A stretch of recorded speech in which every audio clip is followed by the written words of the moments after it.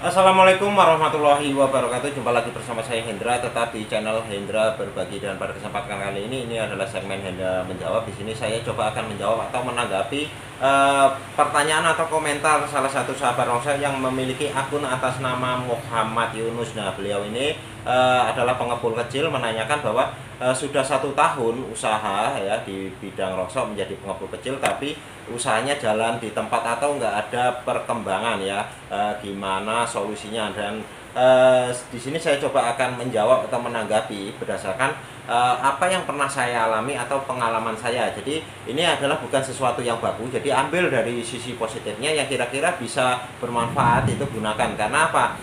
Pengalaman orang itu berbeda-beda ya. Nah, di sini saya coba cerita pengalaman saya, mudah-mudahan ini sedikit bisa menjadi gambaran buat sahabatku semua. Nah, sebelum kita mencari solusi untuk usaha yang jalan di tempat atau nggak ada perkembangan, terlebih dahulu kita harus mengetahui dulu penyebabnya itu kira-kira apa. Nah, di sini saya sudah coba ya merangkum ya beberapa penyebabnya untuk usaha yang jalan di tempat, yaitu yang pertama yaitu kurangnya omset atau omsetnya terlalu sedikit.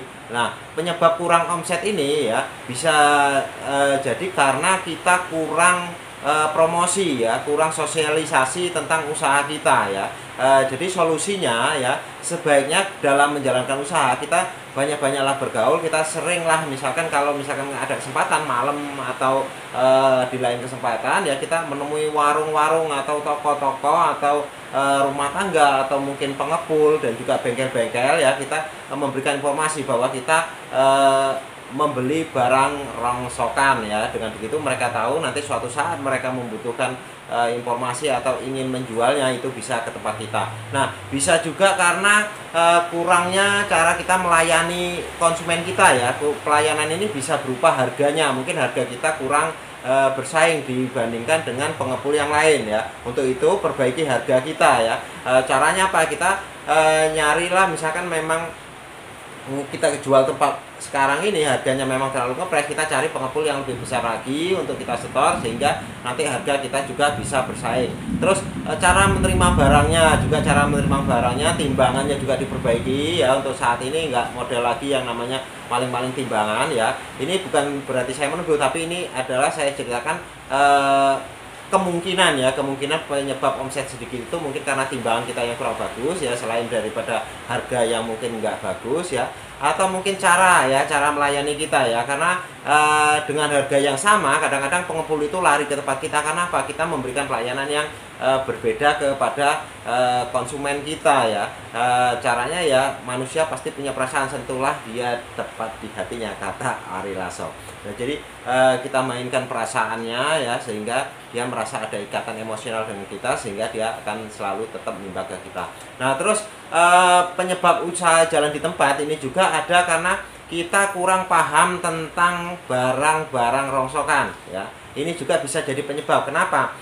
Mungkin omsetnya kita banyak ya, tapi karena kita kurang paham tentang jenis-jenis rongsokan, sehingga barang banyak tersebut yang kita timbang rupanya itu barang campur aduk ya, campur aduk. Jadi saat kita udah pilihin, kita kirim lagi ya, itu kita akan mengalami kerugian ya. Atau kalau toh untung yang seharusnya untungnya lumayan, itu bisa jadi untung sedikit. Karena apa? Banyaknya penyusutan atau sampah-sampah ya. Terus juga mungkin barang-barang yang bukan pada kelasnya. Misalkan kita beli emberan tapi banyak campurannya kerasan, atau misalkan beli botol aqua atau bodongan ya, di situ banyak airnya dan lain sebagainya. Nah, untuk itu ya kita harus paham ya, solusinya harus paham tentang barang-barang rongsokan itu ya, sehingga saat kita nimbang atau beli barang ya, kita bisa menentukan harganya sesuai dengan kelas-kelasnya. Nah, terus yang selanjutnya adalah cash flow-nya. Cash flow-nya maksudnya apa? Pengeluaran ya, pengeluaran yang lebih besar dibandingkan dengan pemasukan ya. Jadi nggak imbang ya. Kita terlalu banyak pengeluaran kita, sementara keuntungan dari rongsok itu terlalu sedikit ya. Sehingga apa? Keuntungan itu nggak bisa untuk menambahkan modal usaha. Bahkan ada kemungkinan modal kita akan termakan oleh pengeluaran kita. Nah, kalau misalnya kita pengepul kecil ya, yang di rumah ya, itu bisa ya pagi nimbangin ya, atau siang nimbangin ya.